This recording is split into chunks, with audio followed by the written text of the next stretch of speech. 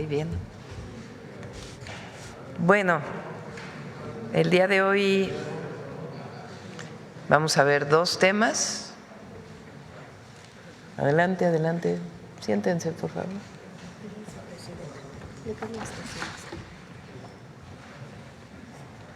¿Listo? Bueno, vamos a ver dos temas. Un tema es un enlace que vamos a hacer para una obra en Colima de Conagua. Lo va a presentar Efraín Morales. Le pedí también, aprovechando, que pudiera aclarar sobre la ley de aguas, qué es lo que las falsedades que están diciendo que tiene la ley de aguas y lo que sí tiene y lo relevante de por qué se envió la reforma a la ley de aguas nacionales. Eso sería lo primero. Y después está aquí Pepe Merino, Rosaura Ruiz, Jorge Luis Pérez Hernández, coordinador nacional de infraestructura. Digital, están con Pepe Merino, Jorge Luis Pérez Hernández, coordinador nacional de infraestructura digital, Raúl Soto García, director ejecutivo interino de Infotec, el doctor Arturo Reyes, director general del Politécnico, y también Héctor Benítez Pérez, director general de Cómputo y Tecnologías de Información y Comunicación de la UNAM, y la secretaria de Ciencia, Humanidades, Tecnología e Innovación. Vamos a presentar, la semana pasada presentamos el convenio que hicimos con el Centro de Supercómputo de Barcelona y ahora vamos a presentar cómo vamos a hacer la supercomputadora Coatlicue, se llama, en México, que va a iniciar su construcción el próximo año. Entonces nos lo van a presentar ellos y la importancia que tiene que México tenga una supercomputadora de este nivel. Entonces primero vamos con Efraín y después con Pepe Merino y Rosaura. Adelante.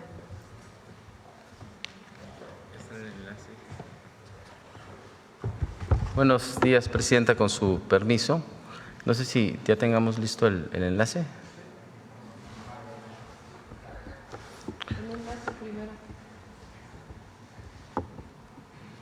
Bueno, vamos a dar inicio a una obra muy importante para el estado de Colima. Se trata de una obra que hemos denominado Agua para Colima. Es la construcción de un acueducto de alrededor de 21 kilómetros que va a tener una inversión de alrededor de 1.780 millones.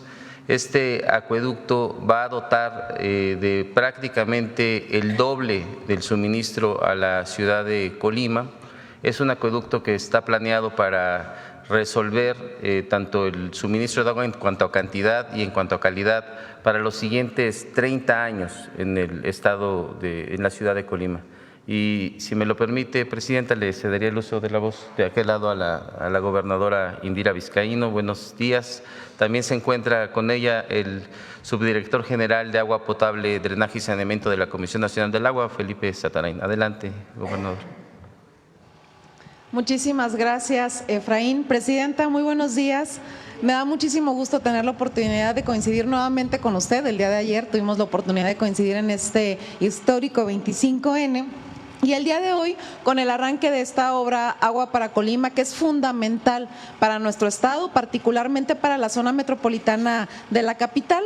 Colima por décadas ha tenido un suministro en esta zona metropolitana desde un acueducto que viene de la comunidad indígena de Zacualpan, a la cual estamos profundamente agradecidos, pero el crecimiento de nuestra zona metropolitana hacía indispensable desde hace ya varios años el tener nuevas fuentes de abastecimiento que garantizaran el acceso al agua, que nos garantizaran además la presión que se requiere y las cantidades necesarias para poder suministrar de forma adecuada a esta zona.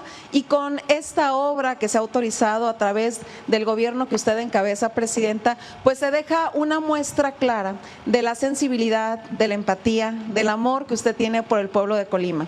Yo lo decía en una visita a nuestro estado y lo quiero reiterar el día de hoy. De pronto, en el pasado neoliberal, había decisiones que se tomaban estrictamente en función de cuántas personas habitaban un estado.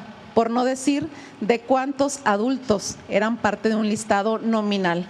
Y con su gobierno queda demostrado que la visión de este gobierno de México, encabezado por la primera mujer presidenta de nuestro país, toma decisiones en función de que todas y todos los mexicanos valemos exactamente lo mismo, seamos parte de un estado con poca población como el nuestro o no, que todas y todos los mexicanos somos seres humanos que merecemos tener a salvo y garantizados nuestros derechos. Y el derecho al agua se convierte en una realidad con esta obra que da viabilidad, como lo decía el director de Conagua, para los próximos por lo menos 30 años de esta zona metropolitana de nuestra capital. Una inversión sin precedentes que nos posibilita garantizar este servicio y este abasto para nuestra zona metropolitana. Agradezco muchísimo que nos acompañe el doctor Felipe Zatarain, quien es nuestro director general también de agua potable, drenaje y saneamiento. Muchísimas gracias por estar en Colima. Y de corazón, Presidenta, con esta y con todas las obras que se ha respaldado a las y los colimenses, al pueblo de Colima, quiero insistir en el agradecimiento profundo que tenemos, esa sensibilidad que se ha tenido para poder atender las necesidades más profundas de nuestro estado. Gracias, Indira. Felipe va a comentar. ¿No? Adelante. Sí, muchas gracias a todas ustedes. Un aplauso.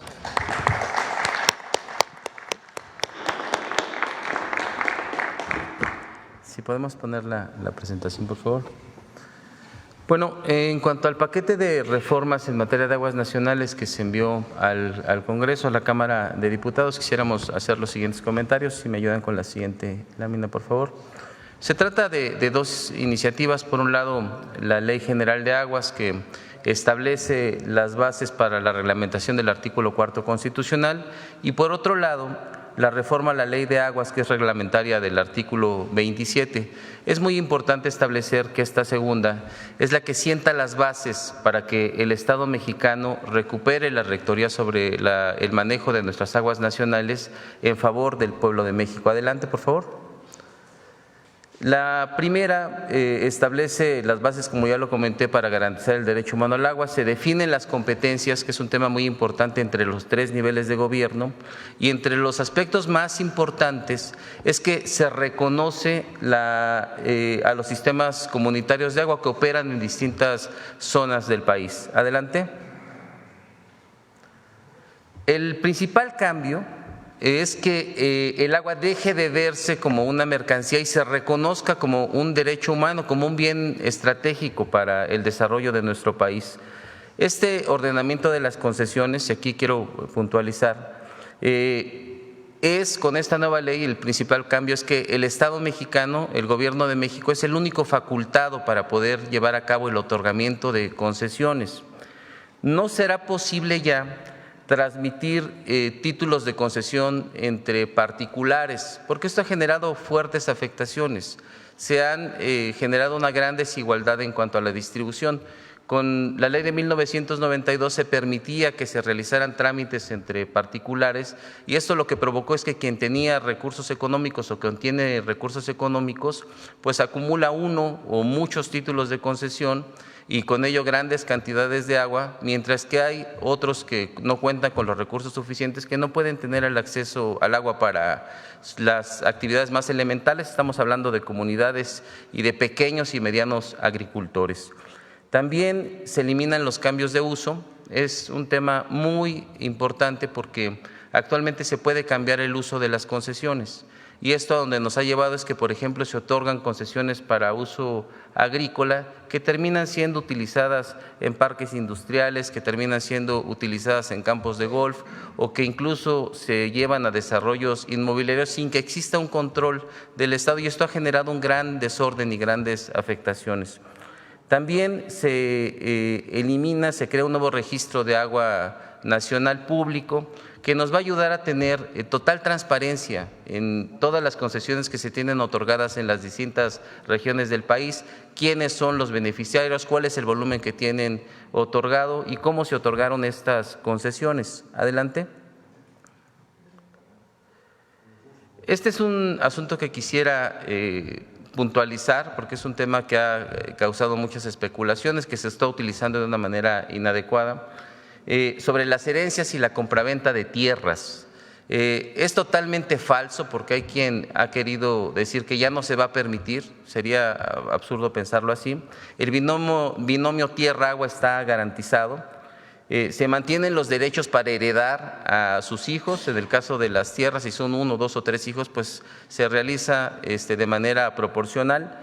También se mantienen los derechos cuando se trata de la compraventa de propiedades. Se puede y se va a otorgar un nuevo título de concesión a nombre del nuevo propietario. Entonces, que tengan totalmente certeza de que así va a ser. Adelante, por favor. Se fortalecen los procedimientos para combatir el robo de agua. Aquí hemos presentado algunas imágenes de las afectaciones que esto implica y de lo sofisticado que son los sistemas, pero a veces no se pueden llevar a cabo las sanciones porque los procedimientos son muy laxos y se incrementan las sanciones para inhibir esta conducta. Adelante. Se crea un fondo de reserva de aguas nacionales que nos va a permitir tener agua suficiente para garantizar el derecho humano al agua, sobre todo de comunidades indígenas, de comunidades que desafortunadamente no tienen en este momento concesiones que les permitan tener un suministro constante. Y también estamos evitando el acaparamiento, ya no se pueden mantener títulos de concesión que son utilizados de manera especulativa, es decir, hay muchos beneficiarios de títulos de concesión que no los están utilizando, que únicamente los tienen almacenados y que no permiten que quien realmente necesita esos títulos de concesión, esa agua, la pueda utilizar. Es como tener formada una cubeta y no permitir que el que la necesita, que la tiene atrás, la pueda utilizar. Adelante. Eficiencia en el uso del agua. Se promueve la tecnificación del riego, se fortalecen los mecanismos para medir el agua, porque lo que no se mide no se puede eficientar. Se establecerá una regulación correspondiente para la captación pluvial. Nosotros somos promotores de la captación pluvial, es un mecanismo que ayuda mucho a agricultores y a comunidades que se encuentran en zonas altas. Lo que se está regulando es que no se lleven a cabo infraestructuras pues que salen de cualquier proporción. En algunos lugares ya son verdaderamente lagos. Cuando esto afecte el ciclo del agua, es decir, que esa agua deje de llegar a los ríos, pues tiene afectaciones para especies de animales, para especies vegetales, y lo que estamos cuidando es que no se cometan abusos en ese sentido. Adelante. Bueno, y finalmente quisiera terminar diciendo que quienes están en algunas ocasiones oponiéndose a esta iniciativa, quienes generan campañas de desinformación, quienes están muy preocupados porque no se pase esta ley en los términos que se ha planteado, pues es que lo que están haciendo es defendiendo sus intereses, porque son quienes durante muchos años, al amparo del poder político y al amparo del poder económico, han acaparado grandes cantidades de agua y con eso no han permitido que quien realmente la necesita, sobre todo pequeños y medianos productores, sobre todo comunidades rurales y comunidades indígenas, puedan acceder al agua que le pertenece al pueblo de México. Entonces, eso es lo que son los aspectos más importantes que quisiéramos destacar de la iniciativa.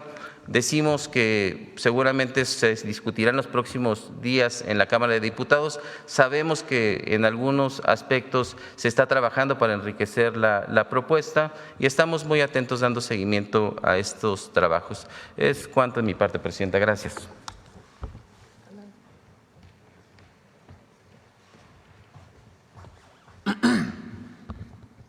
Muchas gracias. Pues bueno, llegó el día de presentar a Coatlicue, uno de los proyectos de innovación, tecnología pues más importantes y que hemos hecho junto con la Secretaría a cargo de Rosario y por supuesto bajo la instrucción de la presidenta Claudia Sheinbaum. Coatlicue, la supercomputadora pública mexicana que forma parte, como decíamos, de el Plan México. Siguiente, por favor. Si me permite, Presidenta, explico muy rápido qué es una supercomputadora porque yo creo que ayuda a dimensionar la importancia. Muchas gracias. Bueno, Una supercomputadora es una computadora hecha de miles de procesadores. Un procesador es lo que compone a una computadora normal, como la que tenemos en nuestras casas o en nuestros trabajos o en la escuela, que trabajan al mismo tiempo. Esta es la parte quizá más importante. Son miles de computadoras que al mismo tiempo están trabajando en la solución de un mismo problema. Y usualmente suelen ser problemas pues, que usan millones y millones y millones de datos, y que en una computadora, incluso la computadora más avanzada que podamos tener en nuestro lugar de trabajo, pues tomaría meses, a veces hasta años. Nosotros en la agencia a veces procesamos conjuntos de datos que nos pueden tomar 3 semanas en procesar, pues con esto sería 2 segundos, 2 minutos y estaría listo. ¿Y cómo se compone? Uno de los componentes, además de los CPUs, que son lo que normalmente tienen las computadoras en nuestras casas, tienen GPUs. ¿Qué son los GPUs? Son unidades de procesamiento gráfico. Estos son procesadores de computadoras que nacieron para videojuegos, que demandan mucha memoria porque tienen pues, imágenes y cada vez imágenes de mayor nitidez y calidad. Los GPUs, además, uno de los usos clave es que están ni mandados a hacer para procesar temas de algoritmos de inteligencia artificial. Entonces, todo lo que ustedes ven en temas de inteligencia artificial, sean imágenes o sean textos, los procesadores que usan para poder resolver estos algoritmos son los GPUs. Y Coatlicue tendrá un aproximado de 15,000 GPUs. Estos GPUs van en unas cositas que les llamamos chasis. Algunos, usando la palabra en inglés, les llaman racks. Estos chasis, como los del coche, ¿no?, que tienes la base de metal y sobre esa montas el resto de cosas, es la misma lógica. Tienes el chasis y sobre el chasis pues montas los distintos procesadores, en este caso, 2 procesadores, y en el caso de Coatlicue estamos hablando de 7,500 chasis aproximadamente. Cada chasis, no es lineal la conversión, pero pensemos, digamos por claridad, que cada chasis equivale a unos 50, 60 computadoras. Es decir, si multiplicamos 50 por 7,500, estaremos hablando de 375,000, 400,000 computadoras. Imagínense 400,000 computadoras como las que conocemos, digamos con una capacidad RAM importante, trabajando al mismo tiempo. Estos chasis se ensamblan en unos muebles que llamamos gabinetes, que tienen en promedio, o en este caso tendrán 36 charolitas, chasis, trabajando. Atrás de estos gabinetes hay una cantidad enorme de cables que justamente lo que permiten es garantizar que todas estas computadoras trabajen al mismo tiempo y los chasis, los gabinetes, el conjunto de gabinetes es justamente la supercomputadora, que en este caso tendrá alrededor de 200 gabinetes, alineados, por supuesto, todos conectados. Esto requiere 3 cosas importantísimas: agua para enfriamiento, como las computadoras, ¿no? Ahorita que las tienen en la pierna notarán que se calientan un poquito, pues estas son supercomputadoras que también se calientan mucho y que requieren un enfriamiento importante, energía eléctrica justamente para eso, y conectividad pues para poder dar servicios remotos y dentro de la misma supercomputadora. Entonces estamos hablando de una computadora pues que casi ninguno de nosotros ha visto nunca en su vida y que en 2 años veremos construida en México. Siguiente. ¿Para qué sirve? Analizar cantidades inmensas de datos en segundos para mejorar decisiones importantes. Por ejemplo, ahorita hablo de las utilidades, pero por ejemplo en el caso de agua, estimar la cantidad de agua superficial y profunda, por ejemplo, en el país, y otros temas: salud, clima, energía, movilidad, telecomunicaciones, etcétera. Y esto, pues por supuesto, impulsa el desarrollo tecnológico del país, la prosperidad económica y la investigación científica, ¿no? Es un proyecto que vincula 3 áreas claves, ¿no? Tecnología, prosperidad económica, incluyente, inclusiva, y la investigación científica nacional de punta. Siguiente, por favor. Y este es Coatlicue. Como les decía, será la supercomputadora más poderosa de América Latina, un procesamiento de 14,480 GPUs, más o menos, que son los procesadores, y una capacidad. La forma en que se mide en la supercomputadora se llaman petaflops, y perdón por el terminajo, ¿no?, pero es como para que ustedes tengan la referencia. Un petaflop lo que significa es que se pueden realizar 1000 billones de operaciones por segundo. 1 billón es 1 millón de millones. 1000 de esos por segundo es lo que significa un petaflop. Coatlicue, que aquí me ilustraba José Alfonso, que es profundo conocedor del tema, es la fuente de poder, ¿no? La fuente de vida. 314,000 billones de operaciones por segundo. Imaginen lo que vamos a poder hacer en términos de estimaciones y cálculos. Y una inversión pública de alrededor de 6,000 millones de pesos, que por supuesto esperamos amortizar muy rápido solo por la utilidad que nos va a generar. Siguiente, por favor. Y este es el comparativo. Hoy la computadora más poderosa, más grande de América Latina está en Brasil. Es una supercomputadora privada, se llama Pegaso, que tiene 42 petaflops, es decir, 42,000 billones de operaciones por segundo.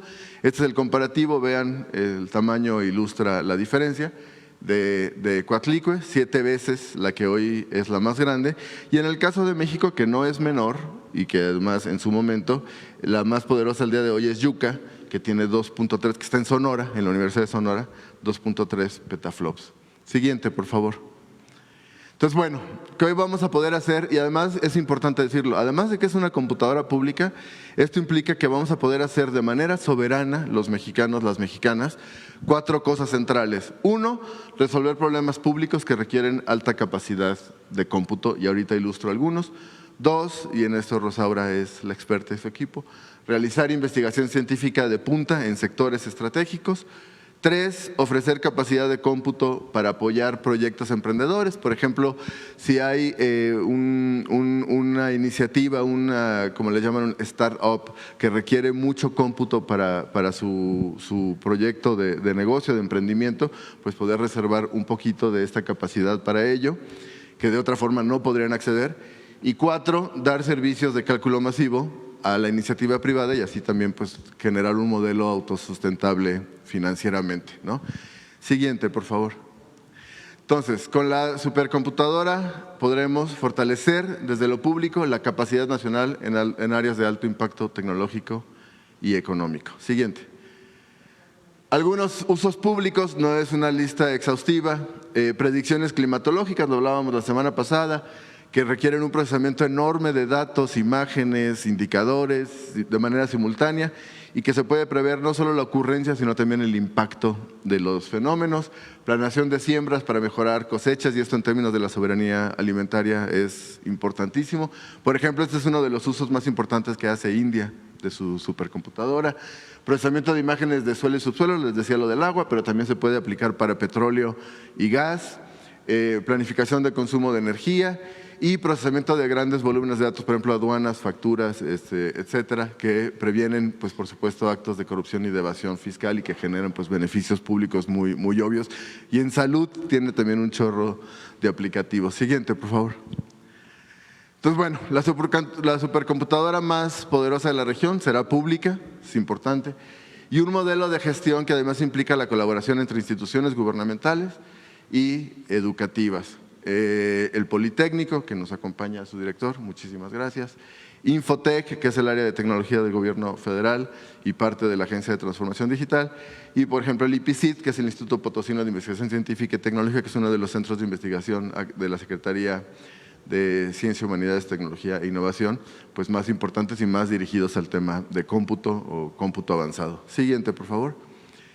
Entonces, la supercomputadora será operada, además, es importantísimo decirlo, por mexicanas y mexicanos. México tiene una capacidad técnica en sus ingenieros, en sus ingenieras, en sus científicos, científicas enorme, y que tendrán, por supuesto, una formación específica sobre cómputo avanzado, pero que serán quienes operen, científicos, científicas, investigadores, por supuesto, estudiantes, que formen parte de un programa de formación de cómputo, supercómputo, y emprendedores. Siguiente.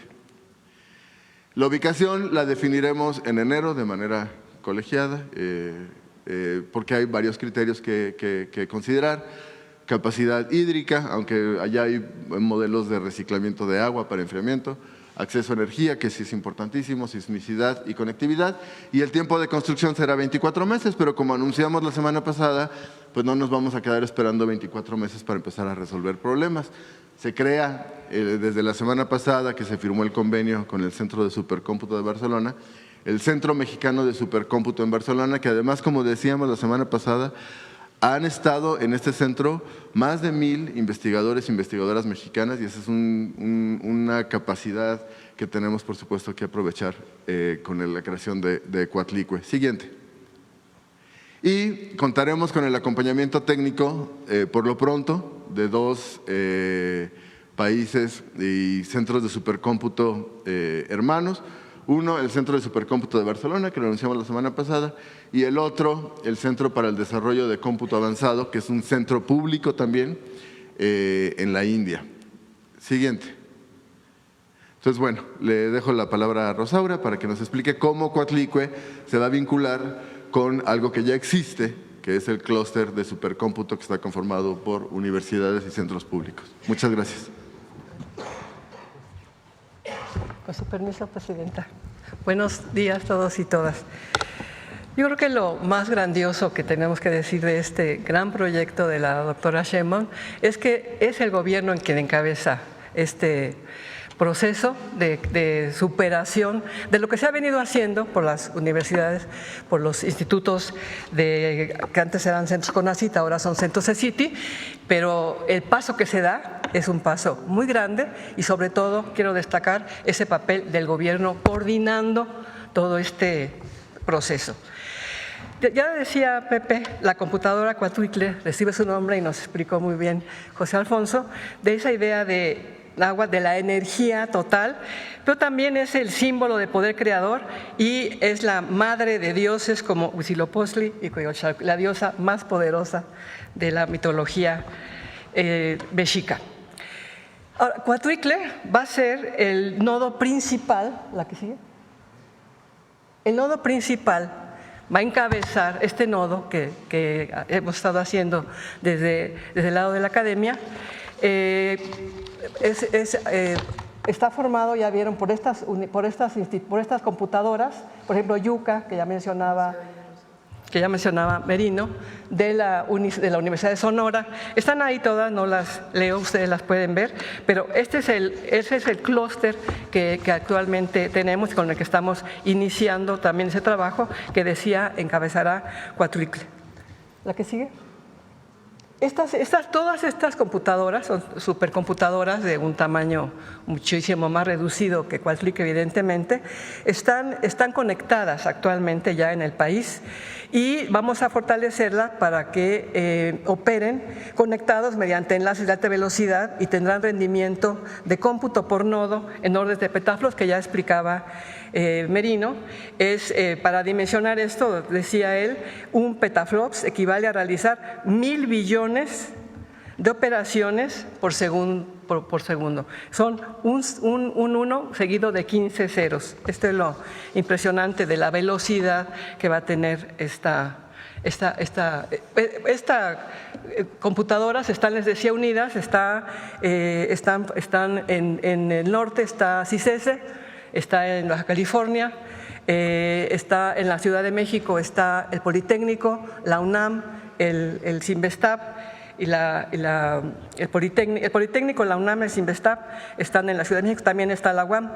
Esta red de supercómputo, con la que tenemos hoy, permite trabajar de manera precisa el modelado y la simulación de problemas complejos, al igual que desarrollar sistemas de inteligencia artificial que involucren grandes cantidades de datos.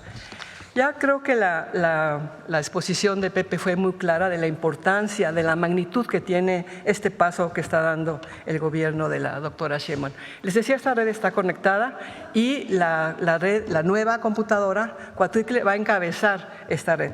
La que sigue, por favor. Este es el cronograma que tenemos para el proceso, que va a durar 24 meses. Y que está ahí expuesto.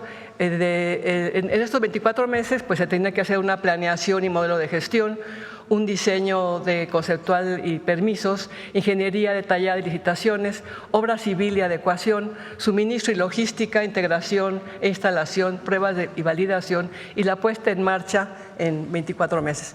Esto es muy relevante. La doctora también nos ha indicado que se cree un consejo directivo que va a estar al pendiente. El nombre se discutirá, este consejo, pero estará encabezado por la Agencia de Transformación Digital y la CECITI para coordinar este trabajo, ya dijimos, asesorado por diferentes, formado por científicos, por personal del gobierno y también empresarios que estén en este grupo. Este comité tendrá que decidir, por ejemplo, el porcentaje de procesamiento por usuario de la supercomputadora, el manejo de la velocidad de transmisión en la red de comunicación, las estrategias para renovar al propio Consejo Directivo. Creo, insisto, solamente en que esto es un gran paso no solo para la ciencia en México. Ya decía Pepe, cómo la producción científica a nivel mundial es de millones de artículos, de millones de datos que ya humanamente es imposible procesar.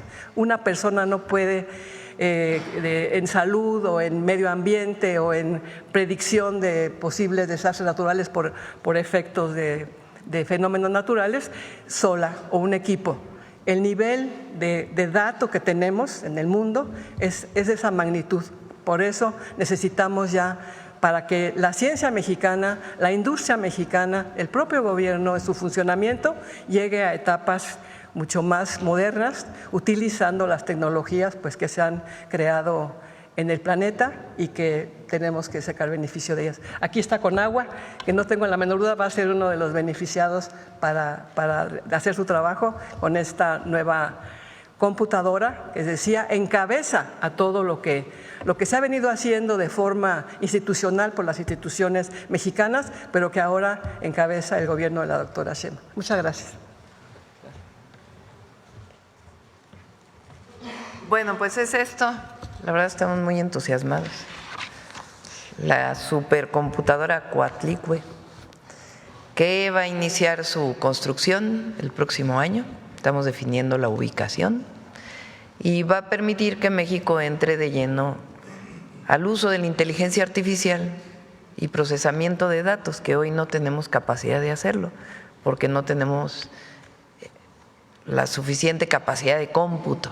Entonces, nos va a ayudar muchísimo, no solo al desarrollo de la ciencia, las tecnologías, sino en esencia al desarrollo del país.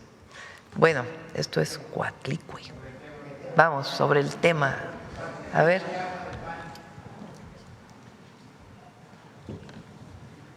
¿Qué tal? Muy buenos días a todos y a todas. Juan Hernández de Diario Basta, Tabasco hoy, Campeche hoy y Quintana Roo hoy de Grupo Cantón.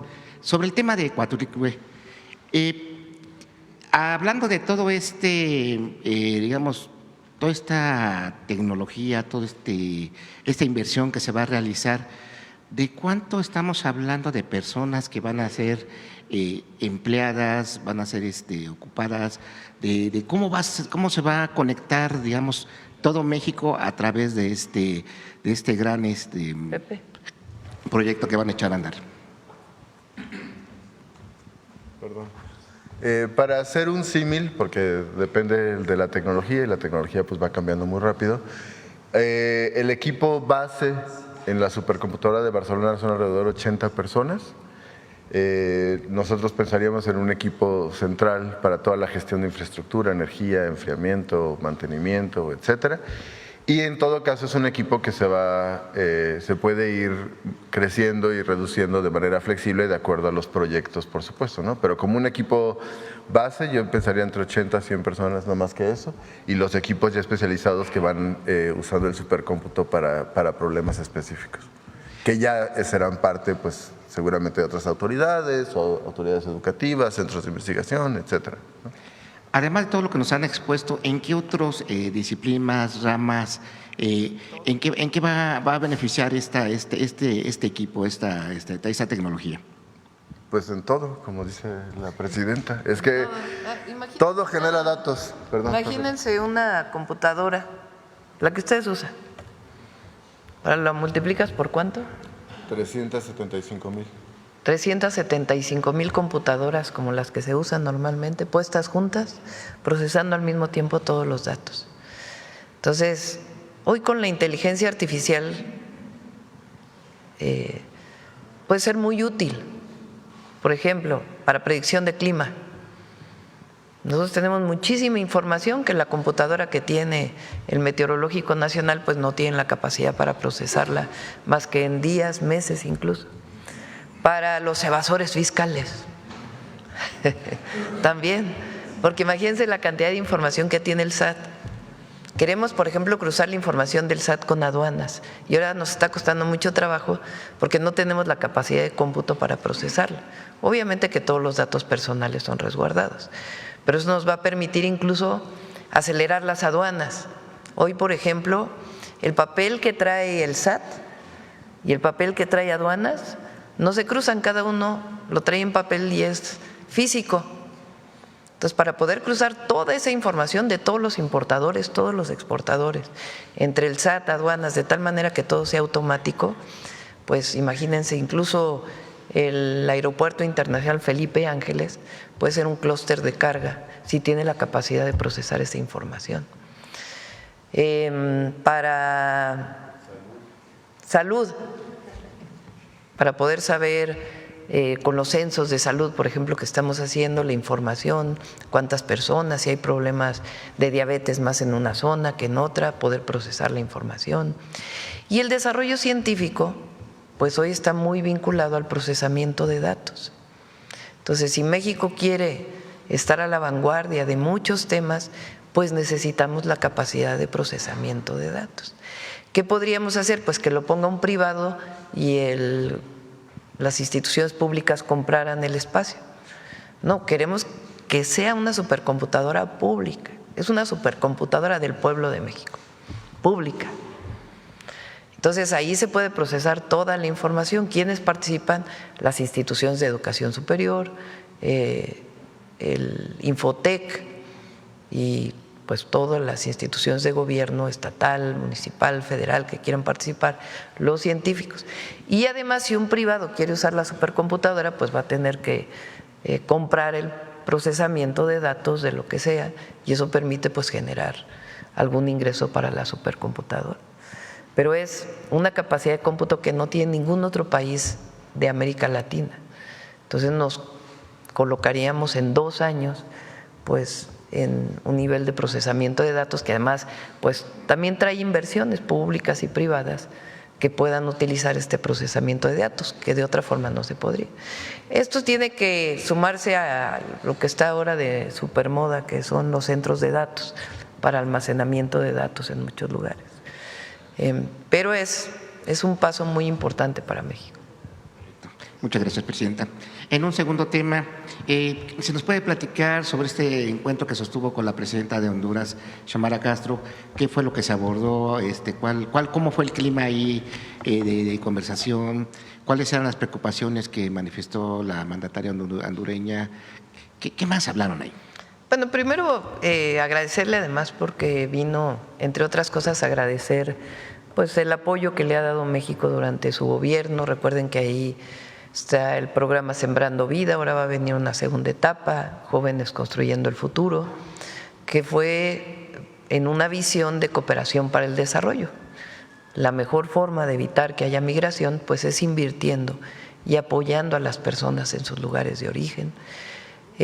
Convenios que se firmaron con Pemex, con Comisión Federal de Electricidad. Entonces vino a agradecer y además pues agradecemos por el agradecimiento. Ellos tienen elección el domingo, hay elección en Honduras el domingo. Entonces le interesaba mucho a ella pues hacernos saber que pues es muy importante que se respete la voluntad popular del pueblo hondureño, que no haya ningún injerencismo, intervencionismo de nadie, que sea el pueblo de Honduras quien lo decida. Un teléfono que por ahí que sigue sonando. Que se respete la voluntad popular. Nos vino a compartir pues su visión. preocupación porque no pudiera ser así. Y yo espero que así sea, que se respete siempre la voluntad de todos los pueblos. Y pues trabajo hacia adelante, ya le quedan 4 meses más o menos de gobierno y quiere cerrar pues estos programas para que Honduras pueda seguir manteniendo esta relación que ha mantenido con México. Es un buen gobierno, fíjense, ella disminuyó la pobreza extrema y disminuyó la pobreza con programas similares a los nuestros, también aumentando salario mínimo, con muchas obras de infraestructura social. Entonces, ha sido, desde mi punto de vista, un buen gobierno y siempre respetamos a todos los pueblos y gobiernos de América Latina, particularmente pues un gobierno progresista como el que hoy gobierna Honduras.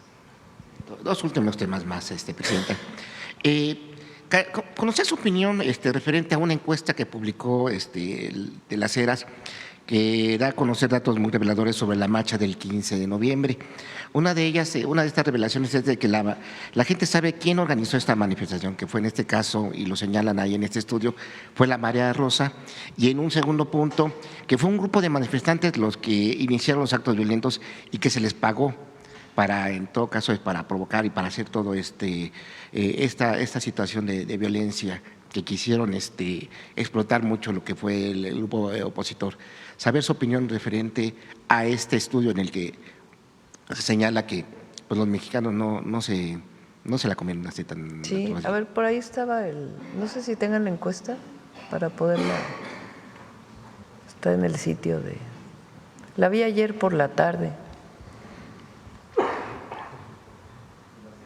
A ver.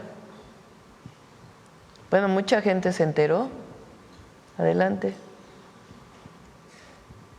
¿Quién organizó la marcha? Fíjense, el 33% cree que fue la Marea Rosa. Adelante.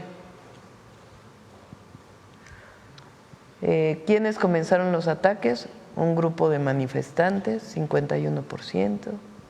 Adelante.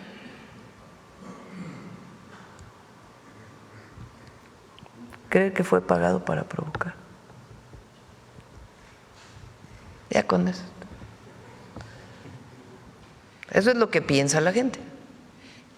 ¿Qué impresión le da este estudio? Quieren manejar la retórica de que aquí en México se les censura, o sea, es lo que está repitiendo constantemente la oposición. Hay censura, es un Estado totalitario, es realmente… O sea, les duele que esté avanzando México. A ver,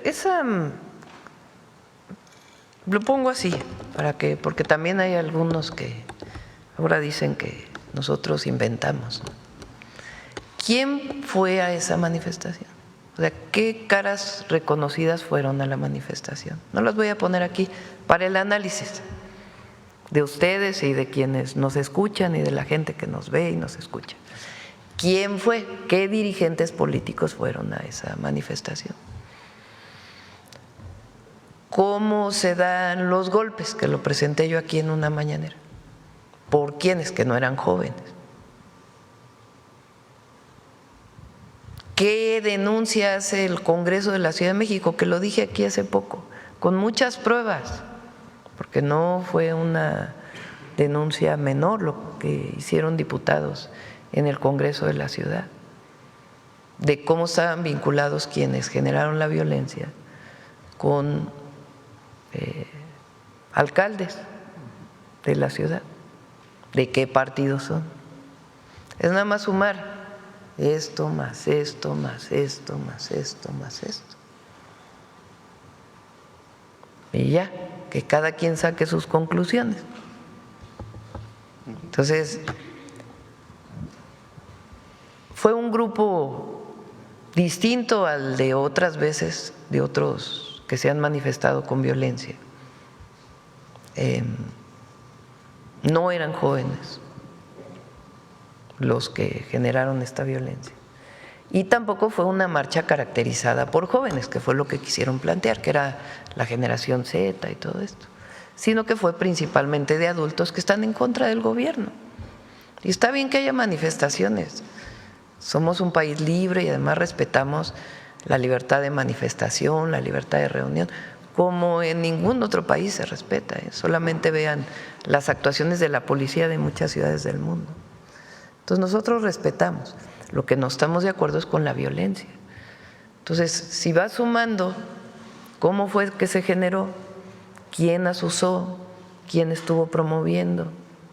Aquí presentamos también unos días antes cómo fue que se fue construyendo en las redes sociales la convocatoria a esa manifestación. ¿Y por qué es relevante? Leí hoy, me lo pasaron en el resumen, que un panista promovido por el PAN va a ir a Washington a denunciar al gobierno de México. Fíjense, ¿qué mexicano? A ver, vamos a ponerlo así. ¿Qué mexicana o mexicano va a denunciar a otro país, a Washington en particular? Además, un invento de cómo se dieron las cosas en una manifestación. ¿Qué opinan ustedes de un dirigente, de un legislador, de un partido de oposición que casi no tiene ya apoyo popular en México y que se va al extranjero, a Estados Unidos, a Washington, a denunciar al gobierno mexicano? ¿Qué opinan ustedes?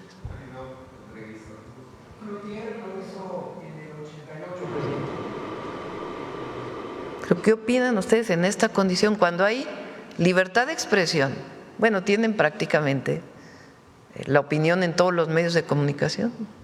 Tienen un canal donde tienen abierto el espacio. No tienen cerrados los medios, ¿o sí? Al revés, tienen más espacio en los medios que nosotros. Abusan de las concesiones.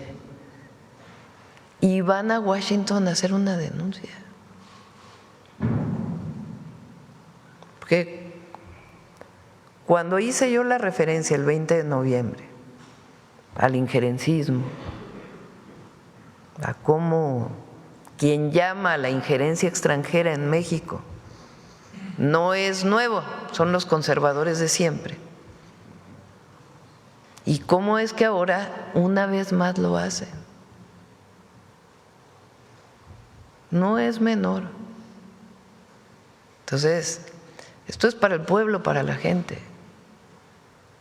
Porque aquí seguimos hablando de la defensa de la soberanía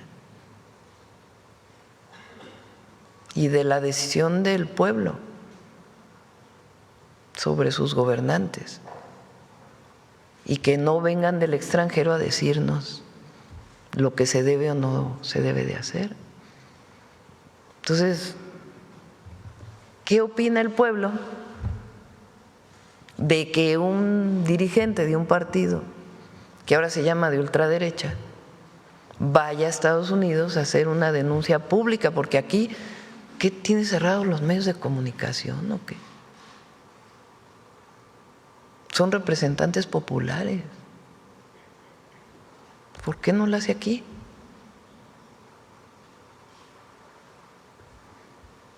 ¿Por qué se va a Estados Unidos?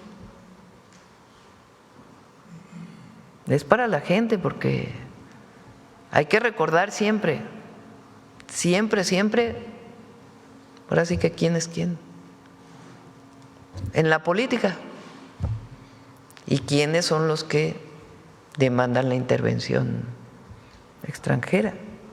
Entonces, eso no.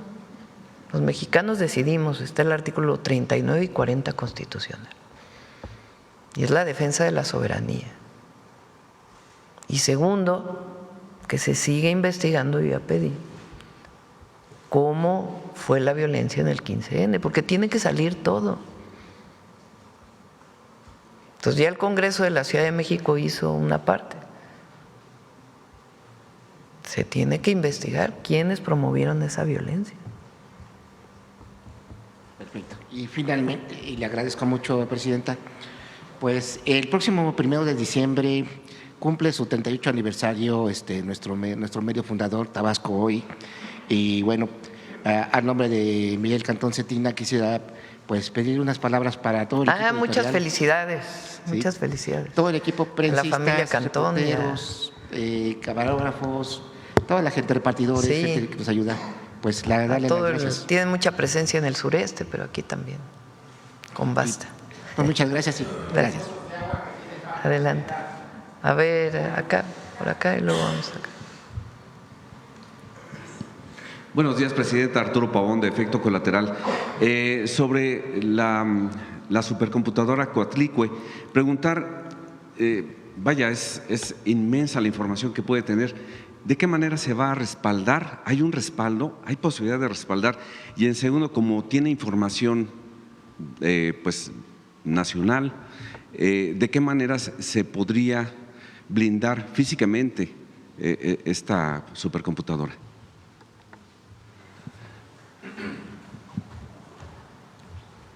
Por supuesto, un proyecto de esta magnitud incluye la implementación de mecanismos de ciberseguridad importantes, en los cuales además México, por supuesto, tiene la capacidad con ingenieras e ingenieros. Ahora, una supercomputadora no es… aprovecho la pregunta para explicar quizá la diferencia entre un centro de datos y una supercomputadora, ¿no?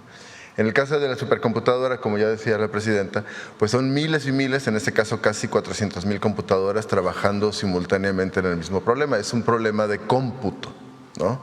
Realmente una supercomputadora no está pensada, aunque puede, para resolver problemas de almacenamiento. En todo caso, el almacenamiento puede estar en un centro de datos, que es un sistema en el que de manera modular tú puedes usar un cachito para almacenar, otro cachito para hacer cómputo, en fin, está como más fragmentado, no es una computadora que vincule a miles de computadoras para hacer estimaciones simultáneas, ¿no?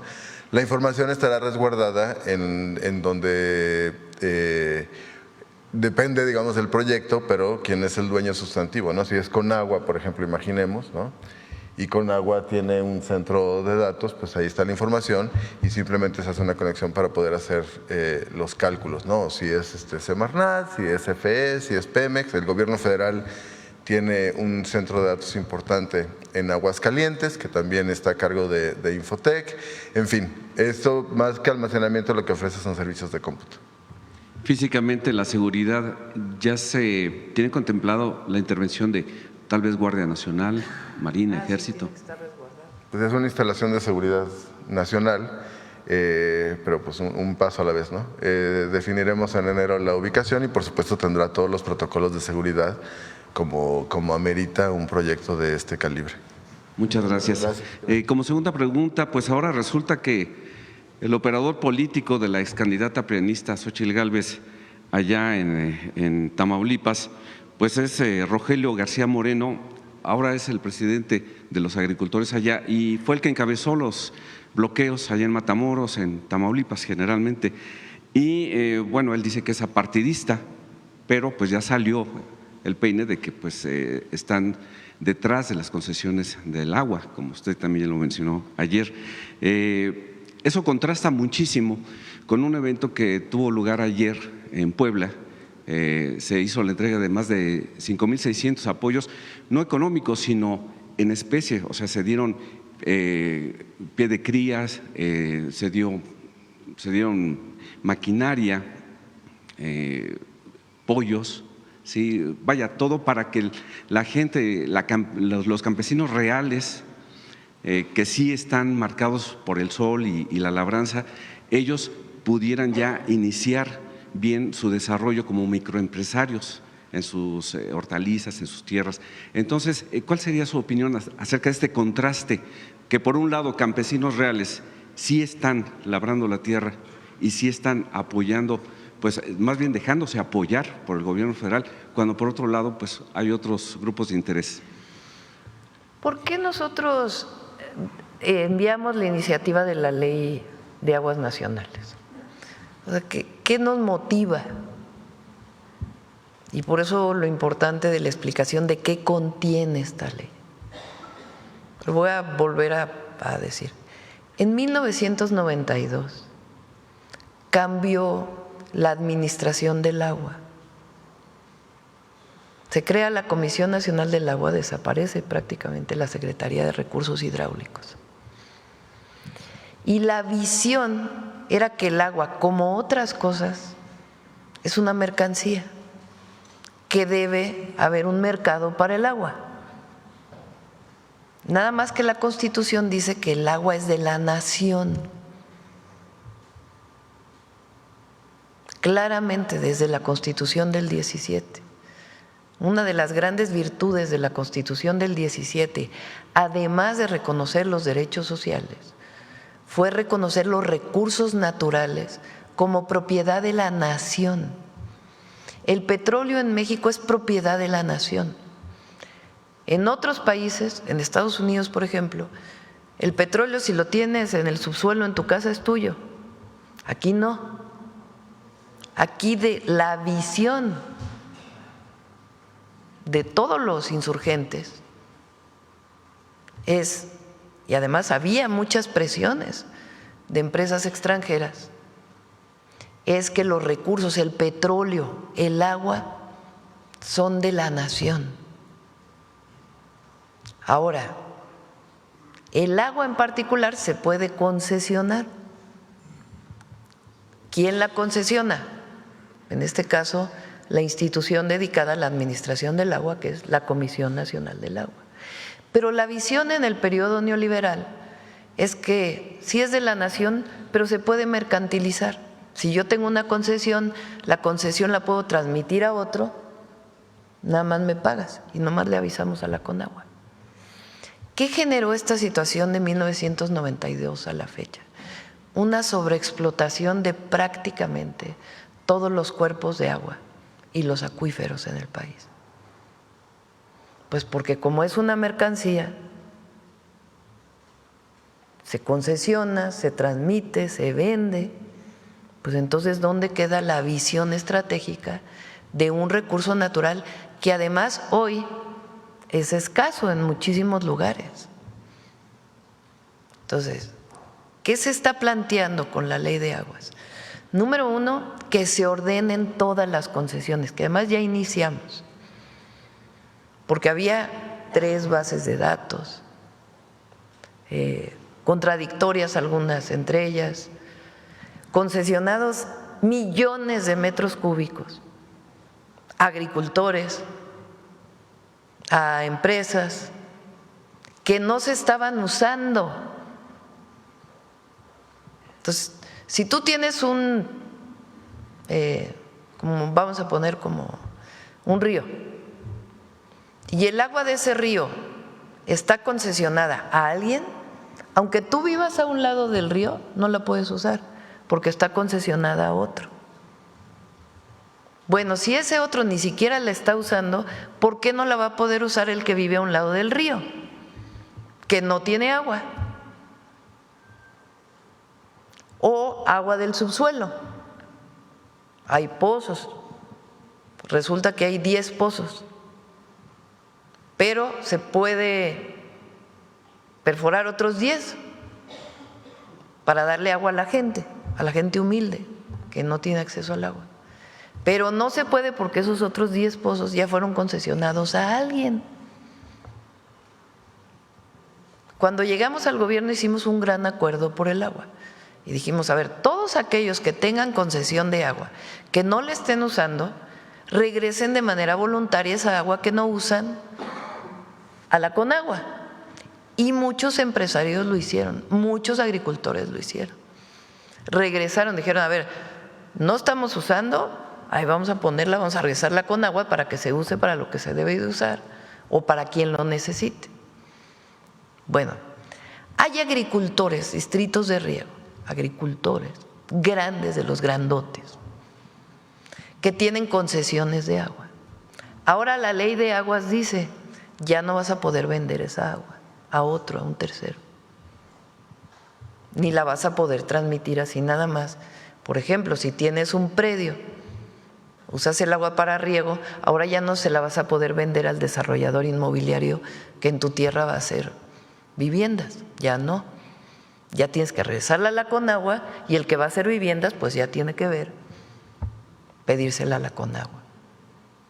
Entonces estamos poniendo orden y estamos garantizando el agua como derecho humano y como recurso de la nación.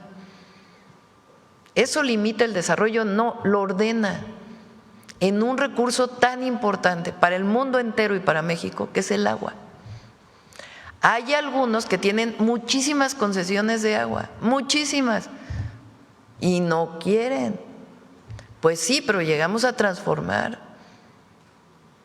a que esos privilegios que les dieron durante mucho tiempo de agua que no usan o agua que sobreexplotan, pues ya no.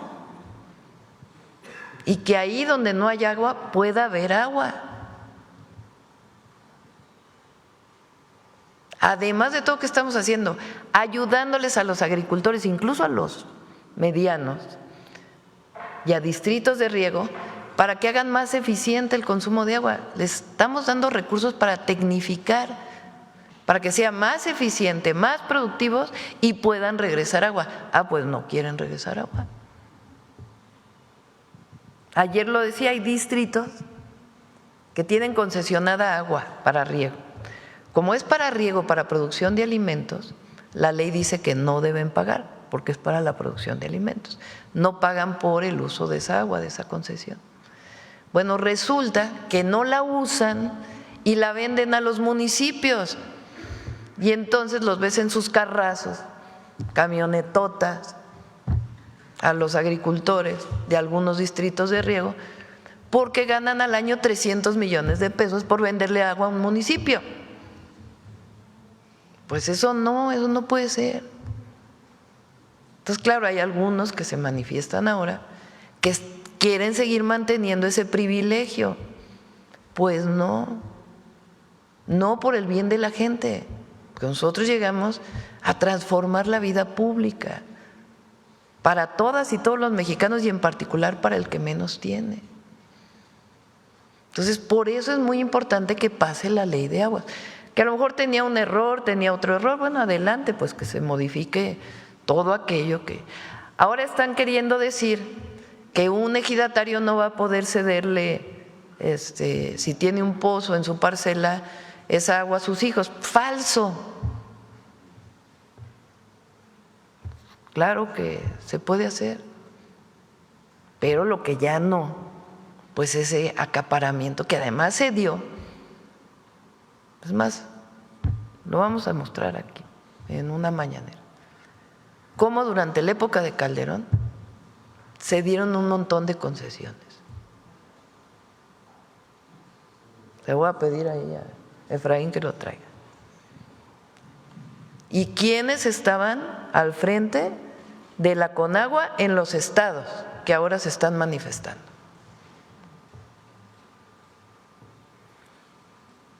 Porque quieren ahora generar una idea de que hay caos. No, están contra los privilegios que tenían antes, en contra de la gente, incluso si de otras industrias que se quieran desarrollar en cierta zona, pues porque como está acaparada el agua, pues entonces no se puede usar para nadie más. Entonces, no a los privilegios, sí a la ley, sí al Estado de Derecho. Ahora ya me gustó esa palabra o esas palabras. Como decía Juárez, nadie ni nada por encima de la ley. Y ya no al acaparamiento del agua para uso de unos cuantos. Eso es lo que está de fondo en la ley nacional o ley de aguas nacionales. Ese es el fondo del cambio. Y repito, si hay algunos errores, pues para eso hay una mesa de trabajo en el Congreso que se corrijan. Pero no, ¿a qué llegamos si no es a transformar la vida pública para el bien de México? Legisladores y gobernadores tienen la misión de dar toda esta información en sus localidades. Es necesario que la gente entienda, porque ayer Rubén Moreira, diputado del PRI, pues salió a decir frases muy pequeñas, no lo demostraba con un papel escrito, sino simplemente decía, si tienes un pozo en tu casa, ya no lo puedes explotar. Sí, ridículo. ¿En qué se basa?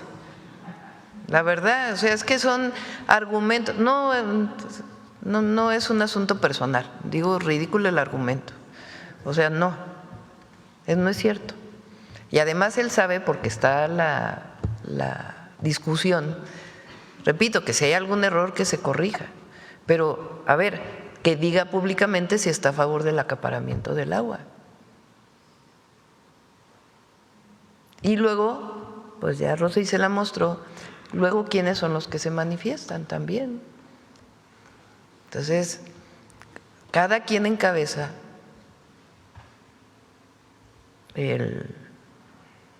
la lucha que quiere encabezar.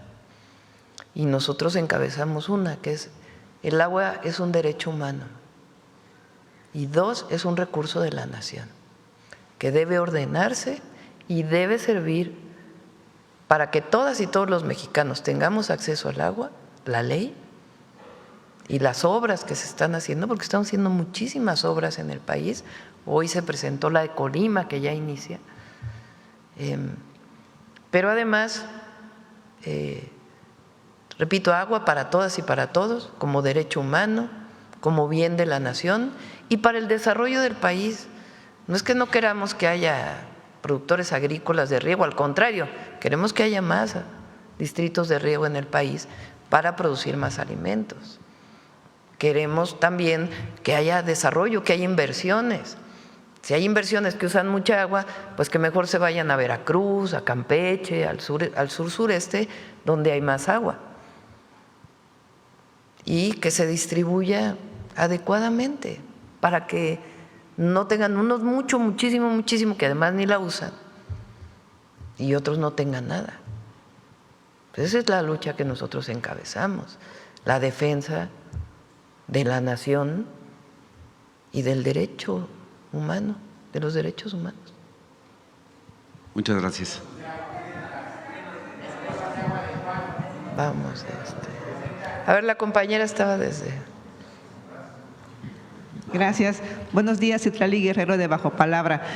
Preguntarle sobre si nos puede informar sobre cuál es el avance de los proyectos hidráulicos en Acapulco, si ya se invirtieron los 1.800 millones de pesos programados para este año y saber qué avance llevan los trabajos para restablecer y mejorar el suministro de agua potable en el municipio.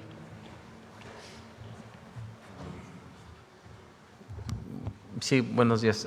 Hay una gran inversión en el proyecto que hemos denominado Acapulco se transforma contigo. En ese marco se están realizando o se realizó todo el desasolve de los canales pluviales, que es un problema histórico en Acapulco, que además nos permitió que en esta temporada de lluvias pues no se tuvieron afectaciones como inundaciones. Se están llevando a cabo el desasolve, que tiene un gran avance, prácticamente ya se tienen tramos terminados, del río de la Sabana, del arroyo Colacho, del arroyo San Agustín. Se están además reconformando bordos que fueron afectados con los huracanes y se están haciendo obras de protección con muros de gavión para que las colonias que se inundaron con estos fenómenos naturales no vuelvan a sufrir esta condición. Además, se está realizando un trabajo muy importante por lo que tiene que ver con el saneamiento. Se están compactando plantas de tratamiento de agua, se están concentrando en algunas, redireccionando. Ahí hemos iniciado ya las obras en la planta Renacimiento, en la planta de Miramar. Además, se están construyendo colectores que van a evitar, van a captar las aguas negras para evitar que se contamine la bahía. Y se está haciendo un trabajo muy importante para conectar, una interconexión para la zona poniente de Acapulco. Hay alrededor de 8,000 familias que recibían agua únicamente por tandeo. Con esta obra que ya inició, vamos a poder suministrar agua vía red y además se va a beneficiar a otro tanto de la población porque va a mejorar la cantidad de agua que están teniendo. Estamos hablando de alrededor de 65,000 habitantes de Acapulco que van a haber mejorado el suministro. Y otra obra muy importante es la que tiene que ver con la adaptación al cambio climático, cuando sucedieron los fenómenos meteorológicos, que además ocurrió uno y al siguiente año ocurrió John.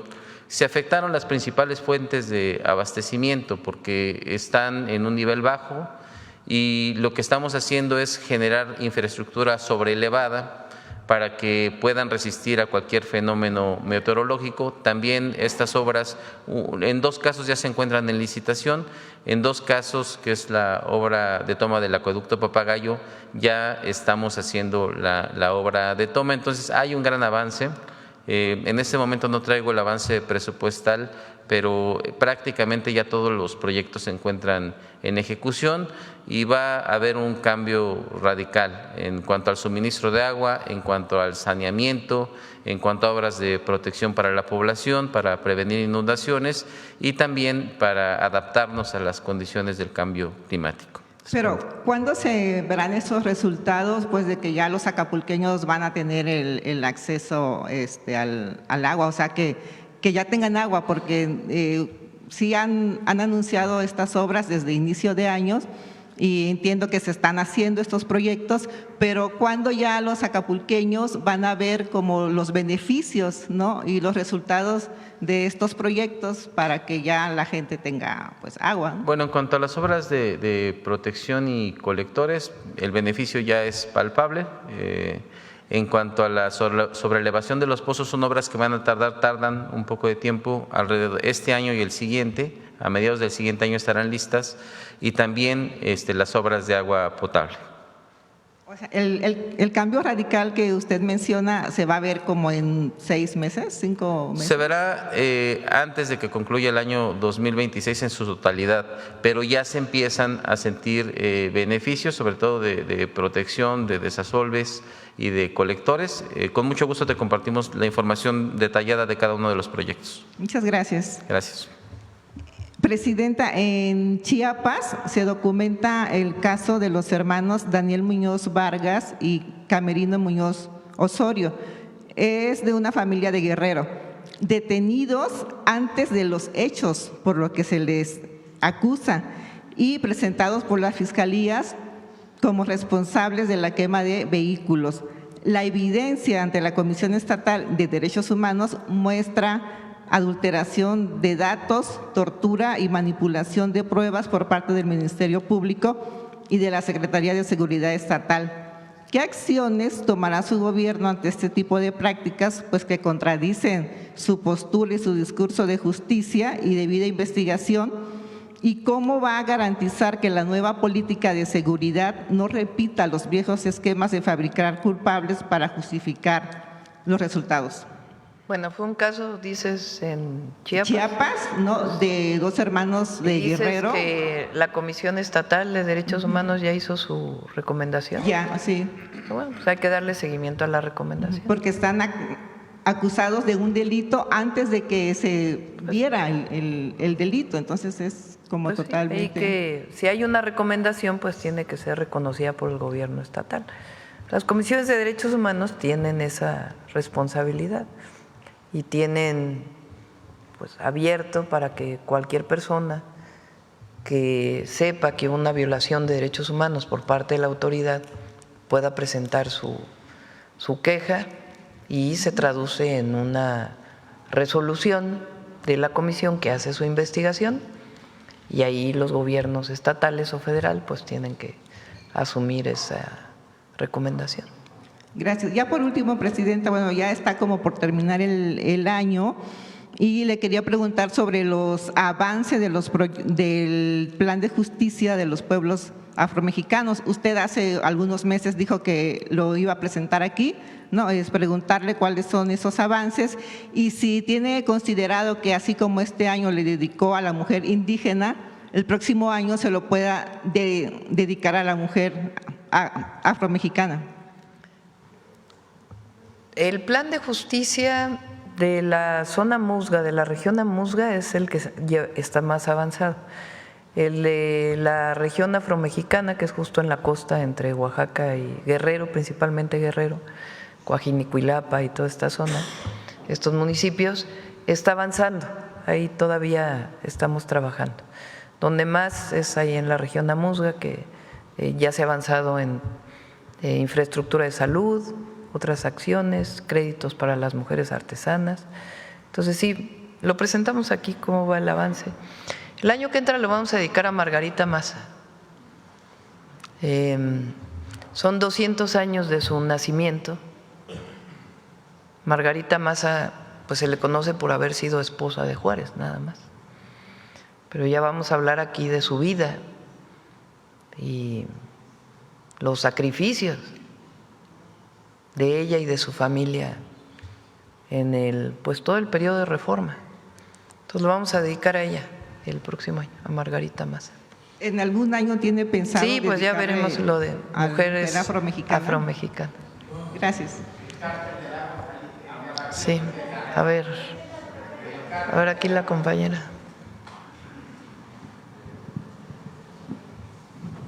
Buenos días, presidenta Ilia Cruz de La Hoguera. Sobre lo que comentaba hace un momento de la Ley Nacional de Aguas, decía que hay acaparamiento de algunas personas. ¿Podrían darnos a conocer quiénes son estos grandes productores que acaparan? Sí, y concesiones que se dieron en su momento. Sí, lo vamos a dar a conocer. Sobre este tema también, presidenta, ayer también se dio a conocer que la Secretaría de Gobernación, en esta reunión que tuvo con los productores y transportistas, pues no llegó a un acuerdo, o no hubo un acuerdo, ayer se levantaron de la mesa. ¿A qué se debió eso, presidenta? Pues ya lo voy a informar la secretaria. Cuando hay demandas legítimas se atienden. Hay una mesa y se busca encontrar una salida. Obviamente, pues que esté en el marco de los recursos disponibles. No se puede prometer pues lo que no se es posible entregar. Nosotros acostumbramos a hacer compromisos, no promesas. Entonces, cuando nos comprometemos con algo, pues hay que cumplirlo. Entonces hay que ser muy responsable qué se puede y qué no se puede. Cuando hay una demanda legítima, pues se busca encontrarle salidas para que se pueda atender. Por ejemplo, en el caso del maíz, pues se buscó algo tripartita, que le entraran las empresas que compran maíz a dar un precio más alto del mercado, que los gobiernos estatales le entraran con algo y el gobierno federal con algo. Y ahí se logró un acuerdo para algunos productores de maíz, que va avanzando en otros estados de la República. ¿Por qué es esto? Pues porque el precio del maíz este año y el próximo está muy bajo. Ya lo hemos explicado en otras ocasiones. El precio del maíz por el tratado se fija en Estados Unidos, en la bolsa de Chicago. Entonces, y además un maíz distinto, allá pues, principalmente maíz amarillo, mucho de ello transgénico, y acá pues es maíz blanco, criollo, nativo, híbrido en algunos casos, pero es híbrido nacional, semillas mejoradas del maíz originario de México.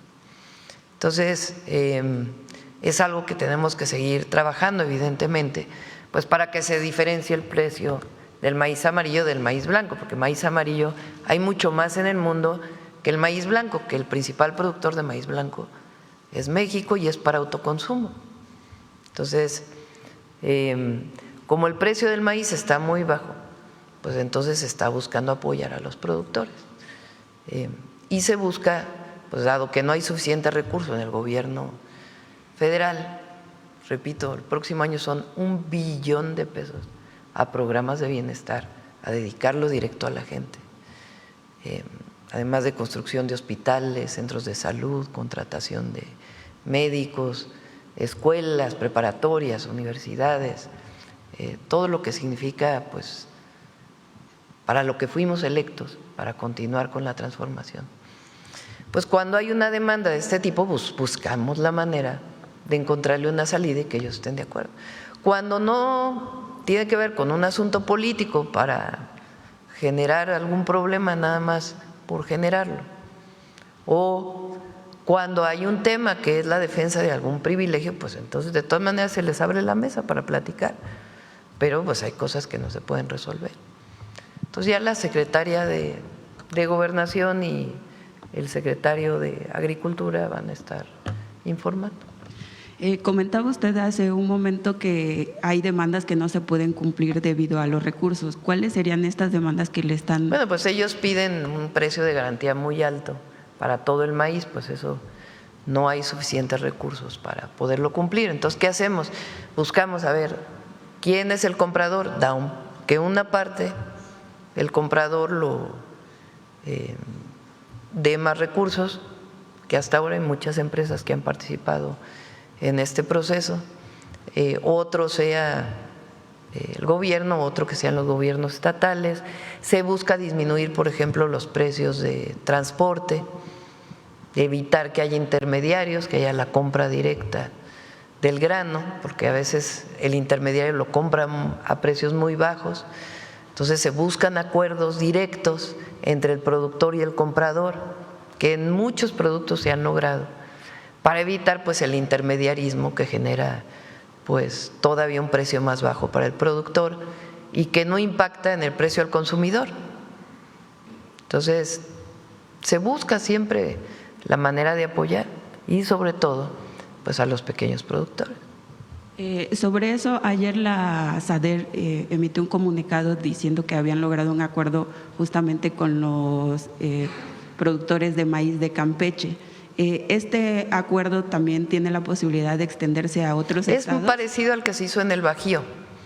O sea, es un acuerdo en donde hay una parte del gobierno del estado, otra parte de las empresas que compran el maíz para hacer harina principalmente, y de nosotros, del gobierno federal. Entonces buscan acuerdos que ayuden sobre todo al pequeño productor. Pero digamos, otros estados también serán beneficiarios, por ejemplo, productores como Guerrero, esa mesa Morelos. De trabajo está abierta todo el tiempo, con todos los estados. Por eso yo ayer dije, ¿para qué toman una carretera si está abierta la mesa de diálogo? Nosotros también nos manifestamos muchas veces.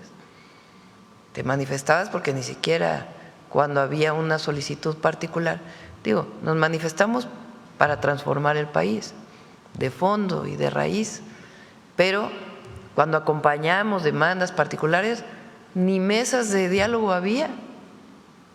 Aquí está la mesa de diálogo abierta, se está buscando alternativas y de todas maneras, pues, toman una carretera y es donde yo digo, pues, ¿qué los mueve a tomar una carretera si están en una mesa de trabajo donde se están buscando alternativas? En el tema de seguridad que demandan los transportistas, ¿ahí ya han logrado un avance? Ayer puse la gráfica de cómo disminuyó el robo en carreteras. Tenemos que seguir avanzando, no es cero, es cierto, no es cero, pero hemos avanzado y estamos avanzando más.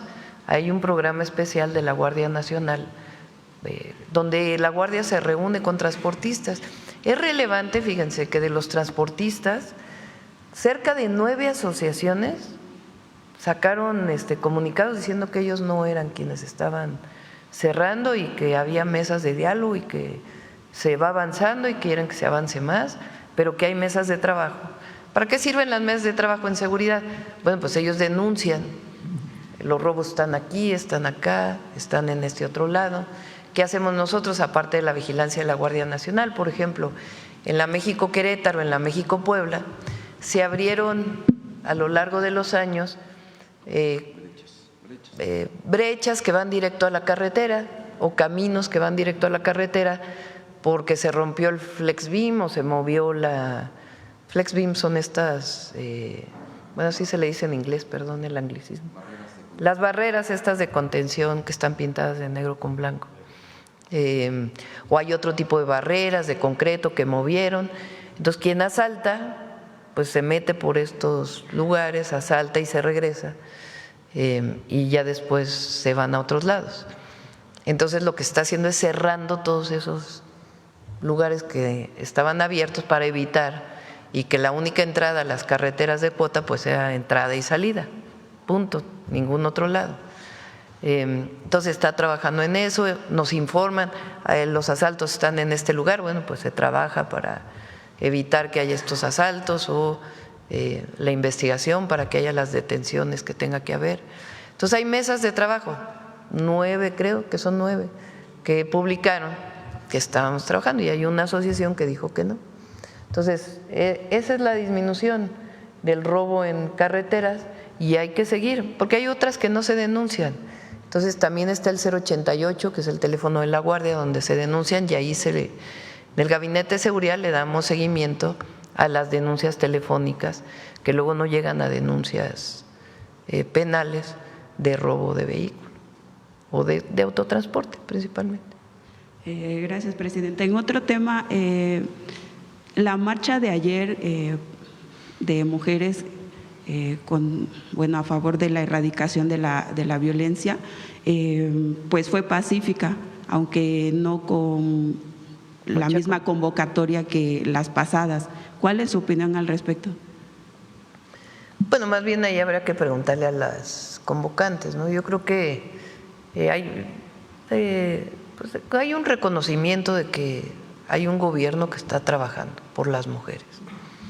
Y como vimos ayer, es un tema en donde no hay diferencias.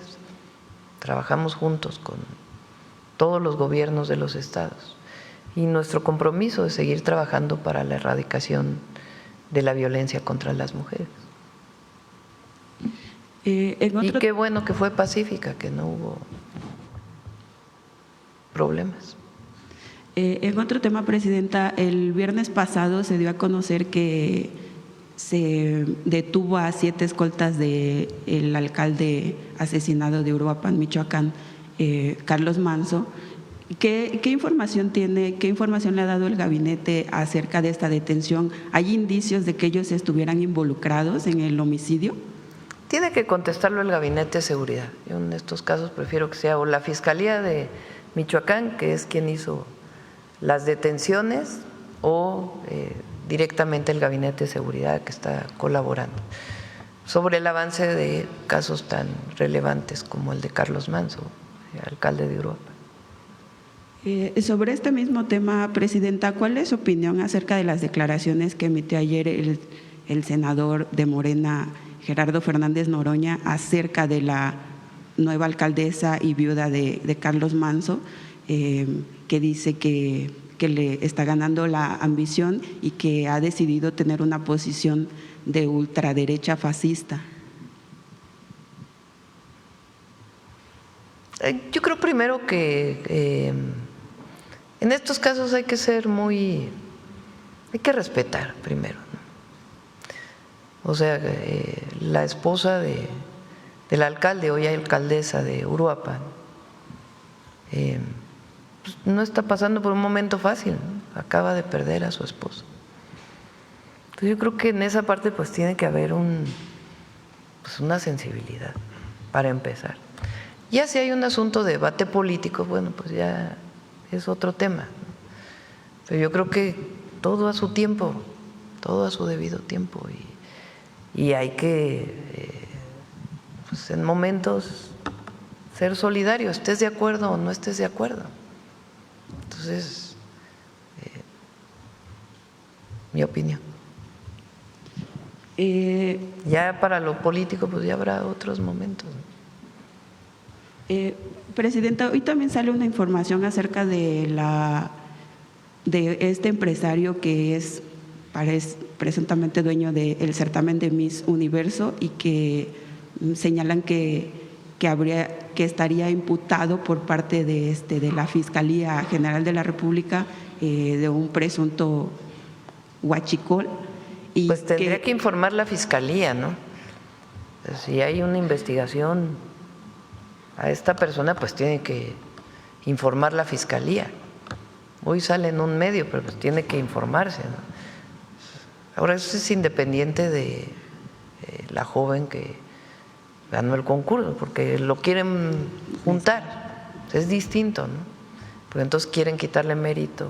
Repito, más allá de que estemos de acuerdo con estos certámenes o no, pues, mérito a quien lo tiene en el certamen.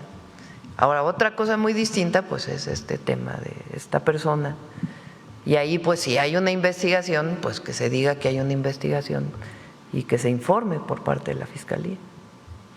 Y finalmente, Presidenta, en La Hoguera publicamos varios textos acerca de la movilidad en la Ciudad de México, pero en especial en el oriente de la ciudad.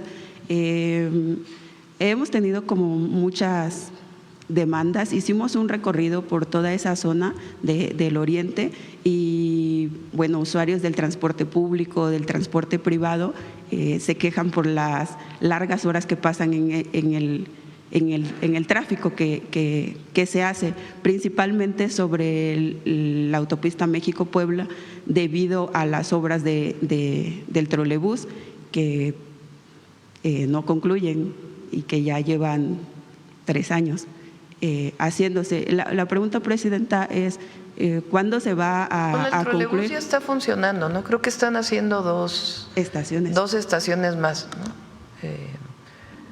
O más bien se están haciendo 2 estaciones más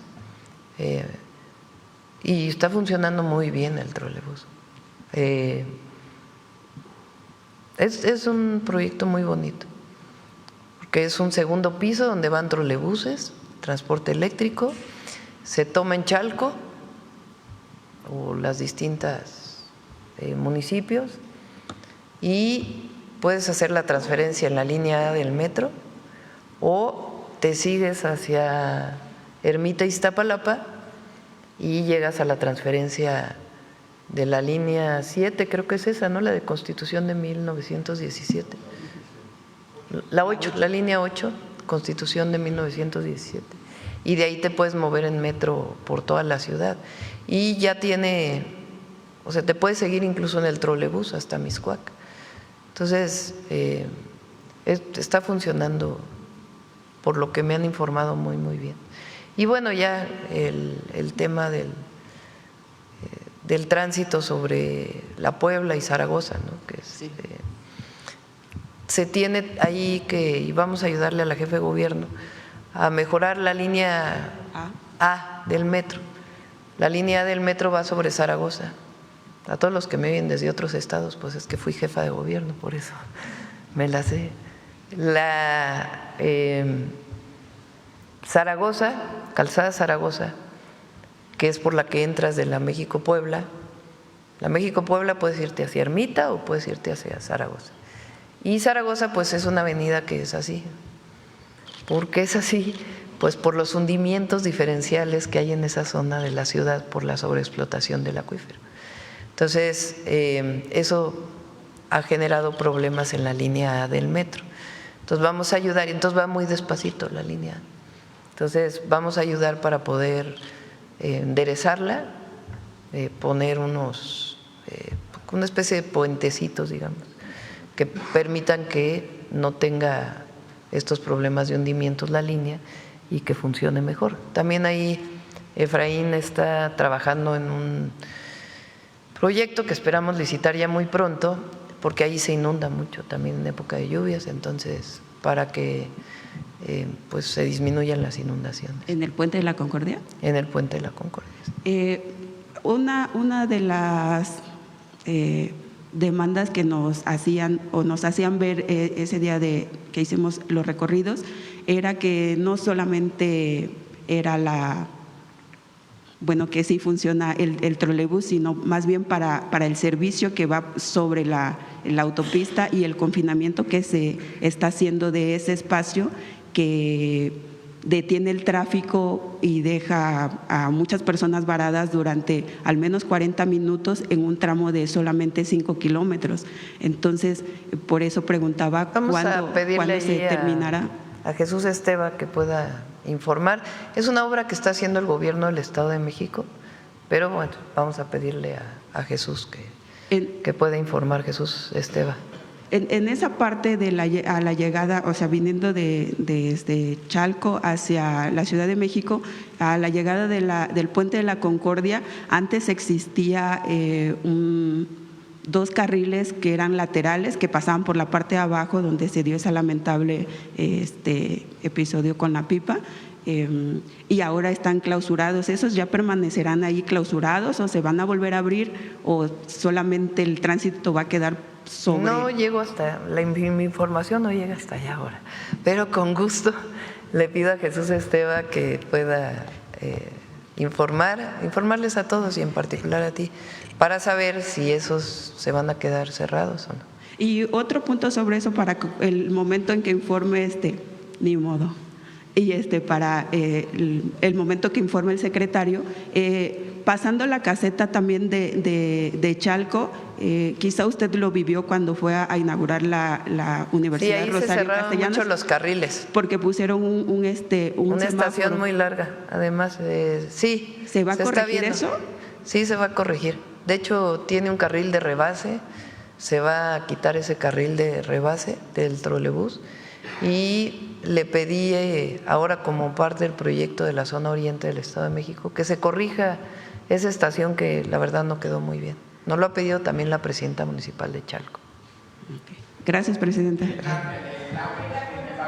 Vamos, ¿quién más? A ver, la compañera.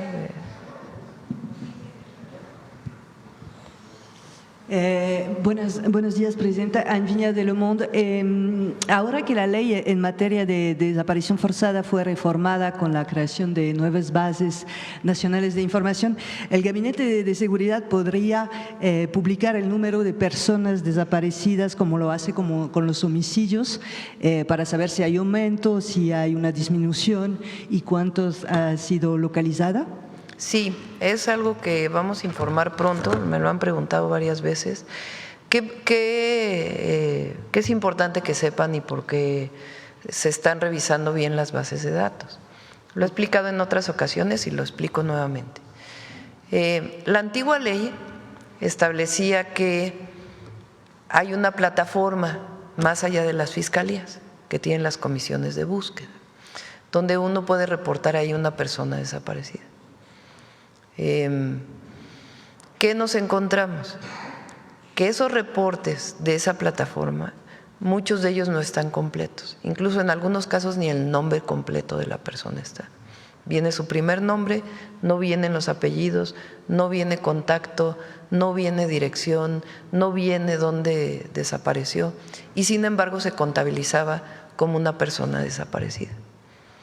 Entonces, lo primero que estamos haciendo, como la ley decía que había que mantenerlo, pues es decir, con la antigua ley, estas eran las bases de datos que estaban en la plataforma y ese cruce con las fiscalías estatales, ¿cómo es? ¿Cuántas de ellas tenían realmente carpeta de investigación o al menos registro en un ministerio público? Entonces, justo la supercomputadora nos ayudaría a que eso fuera más rápido. Pero bueno, tener la información de los ministerios públicos estatales, de las comisiones de búsqueda estatales, eso ha llevado un poco de tiempo, pero va avanzando. Entonces, para poder informar de todos los registros que estaban en la plataforma, estos tenían datos completos, estos no tenían datos completos, de estos que no tenían datos completos, que sí tenían, que no tenían, para que haya total transparencia. Esa es una primera parte. Lo segundo es cuánto de ello tiene carpeta de investigación. Si hay una persona desaparecida, ¿quién denunció directamente ya al Ministerio Público para que se abra una carpeta? Y son distintas. Entonces, que podamos informar cuántas carpetas de investigación hay. La nueva ley lo que nos faculta es que pueda haber búsquedas administrativas de esa información. Eso está ayudando mucho la Agencia de Transformación Digital. Entonces, de las personas desaparecidas, por ejemplo, ya podemos preguntarle al INE, como pregunta, ¿esta persona que está reportada como desaparecida hizo algún trámite de credencial de lector posterior a su desaparición? Y el INE nos contesta sí o no. Si contesta que sí, entonces pedimos a la familia, si es que se contacta a la familia, si podemos tener acceso al dato de la dirección y va y se busca a la persona en la dirección. Eso por un lado. Entonces esa parte ha tenido su complejidad, pero lo estamos atendiendo. De los datos nuevos de personas desaparecidas, la nueva ley establece claramente que Si son ciertos días es no localizada, si son otros días ya es desaparecido, y si es desaparecido tiene que haber carpeta de investigación. Entonces, toda esa parte es lo que nos ha llevado un poco de tiempo para poderlo presentar. Las fiscalías no reportan diario si hay casos de desaparecidos, y si lo reportan, pues tiene que haber un tiempo para que sea no localizada, que haya la alerta y que después ya se considere como persona desaparecida. Y de esas, ¿cuántas estarían vinculadas con algún asunto de la delincuencia organizada? Entonces, antes de que termine el año se va a dar la información, y no la hemos dado precisamente por eso, porque queremos ser muy claros en la información previa y la información actual de cuántas personas hay, además de todo el trabajo que se está haciendo para pues evitar que haya cooptación de jóvenes por parte de la delincuencia organizada. Sí, era la siguiente pregunta, porque la política social y educativa para que los jóvenes no ingresen al narcotráfico, como México lo está haciendo, es recomendado por organismos como la ONU, pero cuando los jóvenes son obligados a trabajar para la delincuencia organizada, como se sabe que ocurre con el reclutamiento forzado, ¿qué se pretende hacer ahí? Se sabe, por ejemplo, que las redes criminales usan las redes sociales como con falsas ofertas de trabajo, que buscan también estudiantes de algunas carreras técnicas. Entonces, ¿qué se pretende hacer? Sí, para ellos? está el nuevo Sistema Nacional de Inteligencia e Investigación nos permite tener mucho más acceso a estas plataformas de cooptación, bajar las páginas, hablar incluso con las plataformas digitales. Se han bajado muchas, ¿no? Pasamos el dato de cuántas se han bajado, y además se está trabajando en el alertamiento, que tiene que ver también con las nuevas leyes. Por ejemplo, que en todos los no se llaman CETRAM, sino las estaciones de transporte foráneo, interurbano, cuando vas a comprar un boleto de camión para ir a otro lugar, en algunos estados en particular donde sabemos que pueden haber riesgo de cooptación de algún grupo criminal, ahí se está obligando a las empresas a que reporten y que tengan información de quién va, que se pida la credencial de lector necesariamente para poder subir un autobús, en fin, varias medidas de alertamiento para que si hay el reporte de una persona no localizada, pues de inmediato se alerte todo el país para que pueda ser localizado en determinado punto. También la nueva ley nos permite que se pueda acceder a datos privados en caso de que un juez lo solicite. Entonces, y que esté conectado con esta plataforma de información. También está ya trabajando la Comisión de Telecomunicaciones, la nueva comisión, en nuevas reglas para que la compra de los chips de los teléfonos se tenga que dar la identificación, que ya está en la ley. En México, creo que ningún otro país del mundo tiene esta facilidad como hay en México, de que puedas comprar un chip en una tienda y que no tengas que dar tu nombre. Y entonces lo usa la delincuencia para estar cambiando sus chips y poder hacer extorsiones y otras cosas. Ahora ya no se va a poder hacer eso.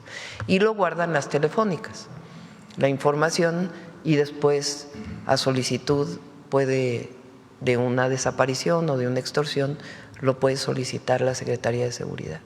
Entonces, todo esto lo estamos haciendo para evitar, y además escuelas, universidades, centros de alto rendimiento y algunas otras acciones para que los jóvenes ni piensen acercarse a un grupo criminal. Y otro tema, Presidenta, usted sabe que hay indicios muy fuertes de que el caso de Hugo Alberto Wallace fue fabricado. La confesión de Juana Hilda ya quedó sin efecto por la Suprema Corte y era la única base de la acusación. La Fiscalía tendrá que retirar la acción penal, además que hubo tortura en la oficina de la Fiscalía. Eso lo dijo la Comisión Nacional de Derechos Humanos y también la Suprema Corte. ¿Por qué la Fiscalía no desiste de la acción penal y abre una investigación sobre el actuar de sus funcionarios en la época de Calderón? Pues tiene que contestarlo la Fiscalía.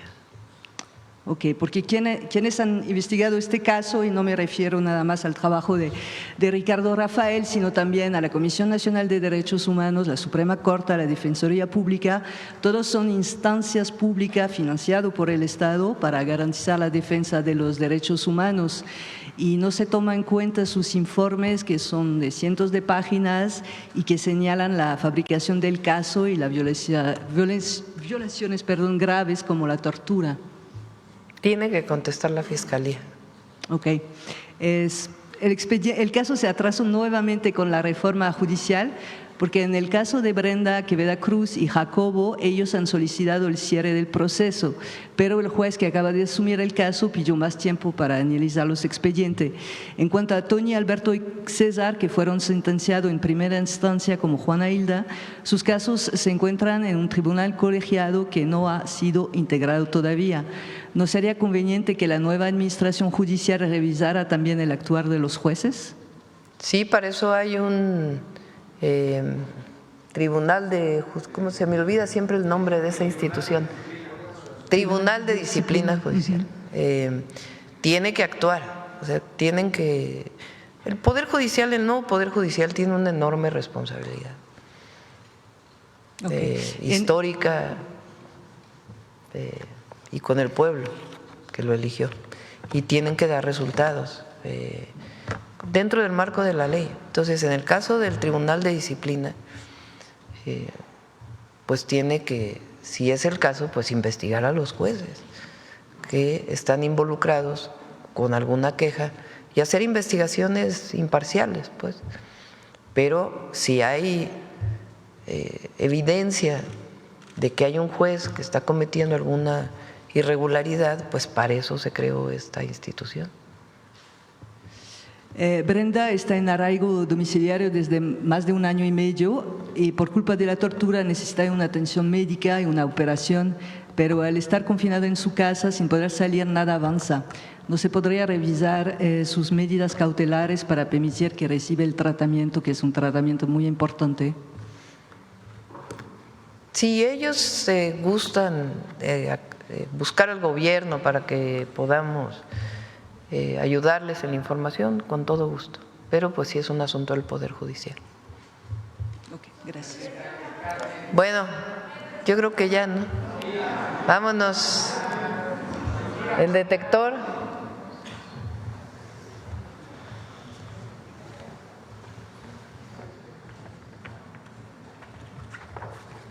Con su permiso, Presidenta, buenos días a todas y todos. Las movilizaciones de transportistas y agricultores han sido aprovechadas por medios de comunicación y comentaristas para desinformar sobre sus causas e incluso sobre quienes participaron en ellas, con el objetivo de generar la percepción de que el Gobierno de México no ha atendido sus demandas. Por otro lado, el hecho de que 13.5 millones de mexicanos hayan salido de la pobreza y que diversos organismos internacionales hayan reconocido esta hazaña parece molestar a algunos comentócratas que, desconociendo las voces internacionales, mienten diciendo que este acto de justicia social se debe al INEGI. Veamos el video del detector de mentiras de esta semana.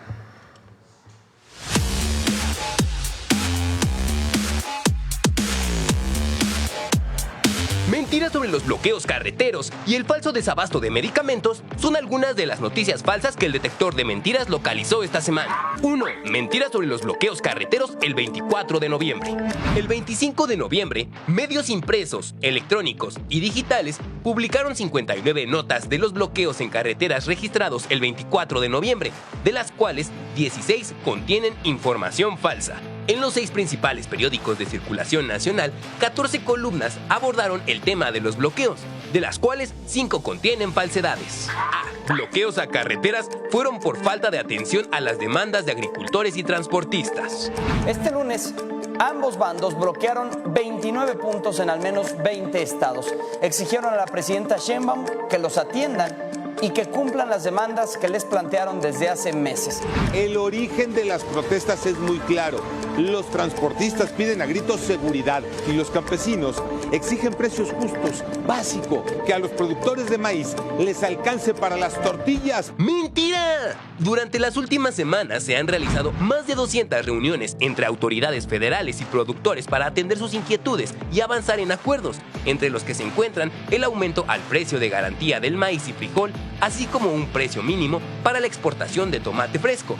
Desde el inicio de la administración, se han llevado a cabo más de 300 reuniones con líderes transportistas y se logró una reducción del 54% en el promedio diario de robos con violencia a transportistas respecto a 2018. Además, el 22 de julio se reforzó el combate a este delito con el inicio de la Estrategia Especial Cero Robos para Carreteras y la Estrategia Balam. B. El gobierno de México amenaza a productores agrícolas y transportistas con iniciar carpetas de investigación por bloqueos. ¡Mentira! En la mañanera del pueblo del 25 de noviembre, la presidenta Claudia Sheinbaum desmintió que su gobierno persiga a productores agrícolas y señaló que no se va a perseguir a nadie por manifestarse. C. En los bloqueos carreteros participaron todas las organizaciones de transportistas y agricultores del país. El megabloqueo a nivel nacional que estamos viviendo por nuestros transportistas y agricultores es solo el principio de lo que viene si la presidenta no resuelve sus demandas. ¡Mentira! Las principales organizaciones transportistas como Canacar, Conatram, Fematrac, Amotac, Antac, Indeco, Temexun y Unicarsoc, entre otras, no participaron en ningún paro o bloqueo. 2. Hospitales del IMSS Bienestar en el Estado de México no tienen medicamentos. Sus hijos recién nacidos están enfermos, pero los hospitales no tienen lo necesario para atenderlos. Es la situación que madres y padres enfrentan día a día en el Valle de Toluca. ¡Mentira! El IMSS Bienestar desmintió el 19 de noviembre que exista desabasto de medicamentos en las unidades del Estado de México. Aclaró que a través de las rutas de la salud se garantiza el suministro y que actualmente el abasto es del 90%. El 24 de noviembre comenzó la tercera entrega de los kits de medicamentos e insumos médicos con el programa Rutas de la Salud, el cual entregará más de 16 millones de medicamentos en 637 hospitales del país. 3. La caída de la pobreza en México es porque se desapareció el Coneval. La caída de la pobreza es porque el gobierno desapareció el Coneval, la institución independiente que hacía la medición de la pobreza y que ahora las cifras las hace el propio gobierno a través del INEGI, encabezado por una morenista. ¡Mentira! La medición de pobreza multidimensional 2024, publicada por el INEGI, conserva los mismos principios conceptuales y metodológicos de sus ediciones previas, del 2016 al 2022, realizadas por el Coneval. La Ley General de Desarrollo Social obliga al INEGI a regirse por el principio de independencia, objetividad, transparencia y rigor técnico.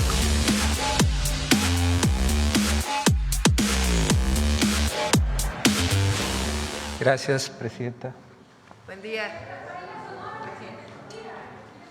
No, yo creo que no. Todavía estamos en la definición de dónde vamos. Ya les platicamos.